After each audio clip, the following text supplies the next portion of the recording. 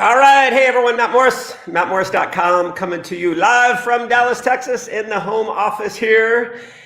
And today I want to talk to you guys about the number one reason why leaders plateau in network marketing. And so this is a lesson that will be one of the most important lessons for you, not only as an individual, but if you aspire to be a trainer, a leader, if you want to lead a lot of people, this is a message that you will want to relay and teach on a very regular basis. I was talking to one of my leaders last night and we got into this discussion and he was asking me, hey, what do you say on calls when you're, training your team? What's the intention?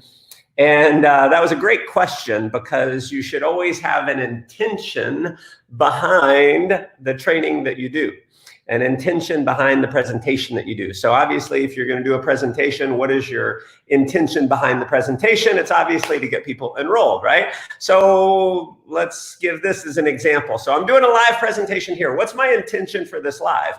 It's to have you go over to mattmorris.com, put your name and email address in, get subscribed to the most valuable newsletter in network marketing, because here's what I know. I'm going to give you near daily nuggets of information that are going to make you a more powerful leader, and you'll end up becoming a Matt Morris fan for life. So that's my intention of doing this. My other intention is to have you share it. So listen, if you hit the share button on this, let me know in the comments that you shared it, and I will do my best to give you a shout out. If I don't see it live here, then I typically go back and reread the comments, and I'll do my best to give you a shout out there. So there's a couple intentions for this. So the question is, what is your intention if you're doing a training for your organization? And what's up, John and John? Good to see you guys. So the intention is production. That's always, always, always my number one intention. If I do a training, sometimes I'm going to have parts about my talk that are going to be related to sticking it out. So there may be retention components in there. It may be building a feeling or a culture of one big team, one big family. That might be a component, but I'm telling you, the number one intention that you want to have as you're building your organization, as you're training, is what? Producing more sales. That's what fuels everything. It's what allows people to have freedom. And so my message is always centered around more production. And today we're talking about the number one thing that causes people to plateau. So if you've been stuck at a rank, this is 9 times out of 10, this is the reason why you've plateaued. If your business isn't moving fast enough, this is the number one reason why it's plateauing. And if you're not full-time in network marketing, this is a warning that you need to be aware of, because what I've seen so many times is someone works like crazy, they produce like crazy, they get to a full-time income, and then they go into the 2 most dangerous words. There's the 3 most dangerous words. If you know the 3 dangerous words, type them in the comments. But the 2 most dangerous words are getting into management mode. So this is the phase of your business that I've been in a bunch of times myself, where instead of creating new teams, you count on your existing teams to try to get you to the next level. And it's interesting. I just recently gone through a kind of like a CEO training course, and there's all these different levels of leadership. And in the corporate world, the skills and the things that you did to get you to one level of your company are not the same skills that are going to get you to the next level of your company.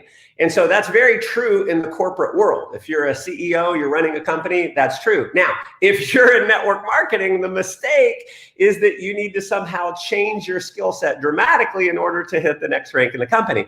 And there are things that you need to learn. You need to learn leadership and leadership development. Ideally, you want to learn how to train, touch, move, inspire other people. Cameron, what's up, my brother? Good to see you. So you need to learn those things, but in general, the biggest thing that will get you to the next rank is doing the same activities that got you to the rank that you're at. What's up, Eric? Good to see you. So what happens is you hit a certain rank and it's like, da-da-da-da-da-da, I'm super leader, right? And so super leader comes out, and nothing wrong with being a super leader. You should strive to be a great leader. But when you assume the people who got you to your current rank are the same people who are going to get you to the next rank, that's the danger, my friends. So the people, and this is one of the most valuable pieces of coaching that I've given my leaders over the years that have allowed them to continue moving forward. Now, you may want to write this down. You want to share this. Benjamin, thank you for sharing. Appreciate that. The people who got you to the rank you're at are not necessarily the same people who are going to get you to the next rank. The greatest leaders in our profession are not the best motivational speakers, not the best trainers, and usually not the best at any one particular thing. You guys have heard me say so many times, I'm not the best at anything in my business, okay? So here's the whole point, and this is another thing that I've said thousands of times probably, is I see better than I hear. Your team sees better than they hear. So you hit a certain rank, you've put in, 20, 30, 40 personals, and you think, oh my gosh, now I can be super leader, okay?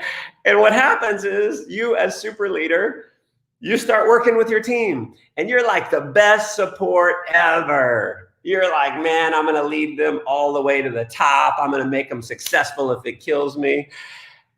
And your group slows down. And you're like, why the hell is my group slowing down? It's because your team doesn't see you doing the things that you're telling them to do. So realize your team is watching you. They're watching you. And if they don't see you starting new teams, guess what happens? They don't start new teams themselves. Now there's 5 different levels of leadership. And until you're at the 5th level of leadership, and arguably you can say even at the 5th level of leadership, you need to be continually personally producing and building new teams if you want to make a lot more money. Now, there becomes a point where it might make more sense for you to fly to a market, do a training, touch, move, and inspire, do leadership development. But let's face it, 99% of most people in network marketing are not at that phase. And so 99.9% of the time, if you want to grow a faster team, show your team how to produce. And if you look at the greatest leaders in our profession, they were maniacs when it came to personal producing. And I got my first 2 years of training in network marketing. I was in Amway, and I was fortunate to get some amazing mentorship there. And so you look at someone like Dexter Jaeger, arguably the most successful network marketer of all time. He was a maniac when it came to personal production. He personally sponsored hundreds and hundreds and hundreds of people into Amway. My upline, a guy named Bill Britt, hundreds and hundreds and hundreds of people that he sponsored into the company. Now, he obviously did a lot of training, a lot of support. They both did. But what got them to that level 5 leadership was continuing to personally produce until the growth of their organization was completely insignificant based on their personal activities. So that's the level 5 leadership, is when your daily actions are insignificant to the growth of your organization. Now, you pour in and you can expand it and you can grow it. And one of my favorite quotes is this: the more money you make, the more money you make. Okay, so the more money you make, the more money you make. Typically, if you're at a higher rank in a company and you start new teams, you're going to make more money on those new teams than when you started new teams at the very beginning. It's just kind of the way network marketing compensation works. And so that's a great reason why it's very valuable to go start new teams. Not only does it make you a lot more money, you're showing your team what to do. So my biggest key on reaching the top rank multiple times hasn't been that I'm the best at anything. I'm certainly not. I'm not the best inviter, presenter, trainer, not the best at anything, but I've been a maniac when it comes to personal producing. I've personally sponsored hundreds and hundreds and hundreds of people, and that's led to a lot of people who honestly are way better than me. There's a lot of leaders in my group that are way more talented than me, way better than me, but I end up getting more recognition, which in a way I feel like I shouldn't, because I know they're better than me, but I've personally sponsored a lot more teams. So if you just think about duplication, 2 who get 2 who get 2 who get 2, which never really happens. I talked about that on a live the other day. But let's say that were the case. If you take 2 people with the equivalent level of leadership, who's going to make way more money? Is it the person who sponsors 50 people or the person who sponsors 200? The person who sponsors 200 is going to make so much more money, it's ridiculous, because of the duplication.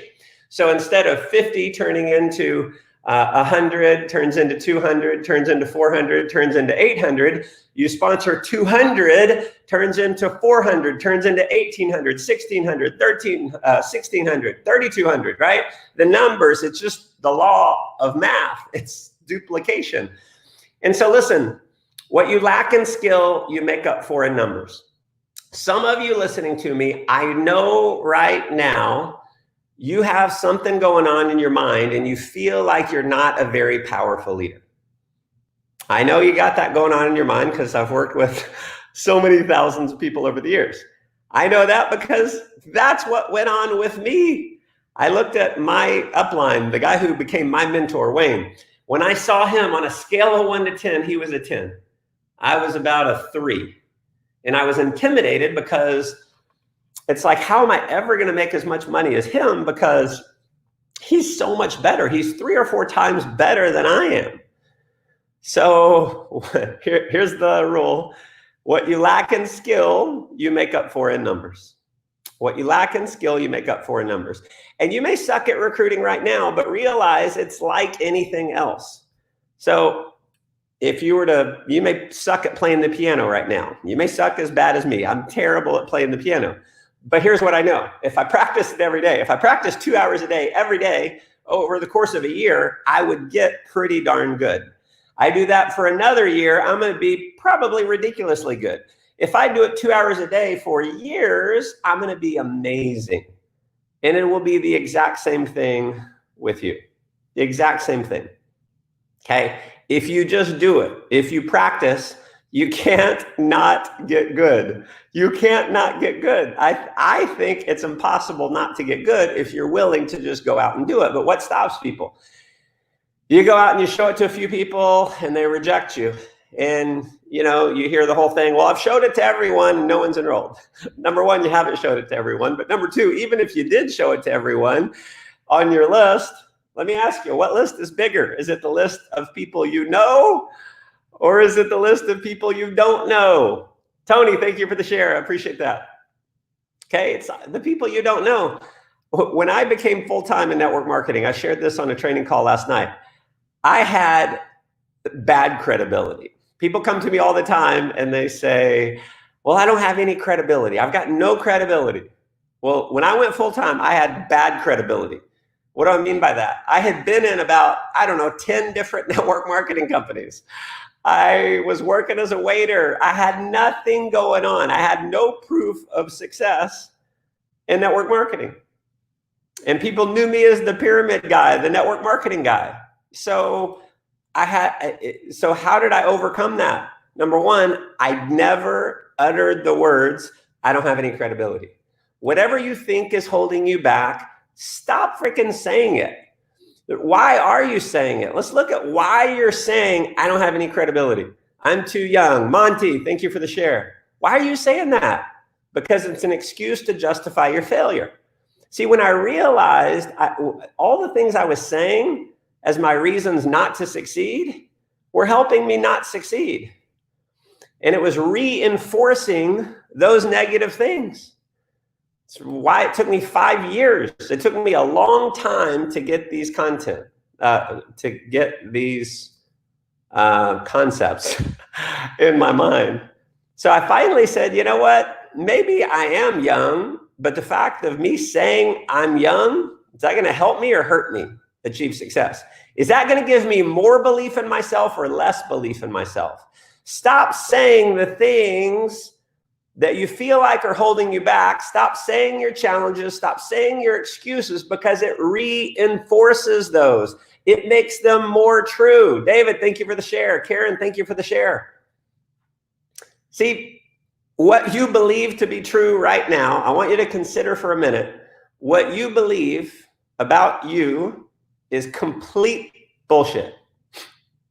It's just something you made up. You're too young, you're too shy, you're not a good salesperson, you failed in network marketing before, whatever it is. It's just something you made up. You invented that belief about yourself. Now, you may have lots of evidence to prove it, And as long as you hold on to that proof, congratulations, your excuses and your proof is always going to hold you back. It's always going to hold you back. So what if you were to consider for a minute that you could invent a new belief, a more powerful belief, and then step into that belief? Thank you for the share, Deepak. I appreciate it. John, you are sexy. I don't know, John, but if you believe you're sexy, you are, my friend. What's interesting is mentioning sexy. You ever notice how it's not the best looking guys who get the best looking girls? Why is that? It's all confidence. If you believe you're sexy, you're going to attract someone who's sexy. People are attracted to confidence. If you're wondering, why are more people not enrolling in my organization? You don't have enough confidence. How do you get confidence? Number one, start believing that you're amazingly confident. One of the things that I have professed about myself for years is that I'm one of the most confident men in the world. And because I'm saying that all the time, it becomes more true. Now, if I were to say to myself, I'm not very confident, that becomes more true. I'm a weaker prospector. I'm a weaker leader. I'm a weaker everything because I'm professing this bullshit belief about myself. So if beliefs are all bullshit, you might as well make up a positive bullshit about yourself. Is this making sense? If you're getting some value out of this, let me know in the comments below. What are some powerful things that you can decide to believe about you that will make you a more powerful leader? And then step into that role. So my friends, I'm going to get off my soapbox. The number one reason why leaders plateau in network marketing is management mode. They believe that the people who got them to where they are the same people who are going to get them to the next level. That's not always going to be the case, my friends. So listen, if you got some value out of this, hit the share button. Let me know in the comments that you shared it. Carlton, thank you so much for the share. I appreciate it greatly. Hop over to mattmorris.com. I do near daily emails that will definitely make a positive difference in your career, in your life. So hop over there. If you get value out of that, you can share it as well. Thank you guys for tuning in. I appreciate it. Let's go make life an adventure. Take care. Thank you, Reza, for the share. I appreciate that. Thank you, Elena, for the share. Thank you, thank you, thank you. Yolando, thank you for the share. I think I missed you earlier. You guys have an awesome day. Cindy, thank you for the share.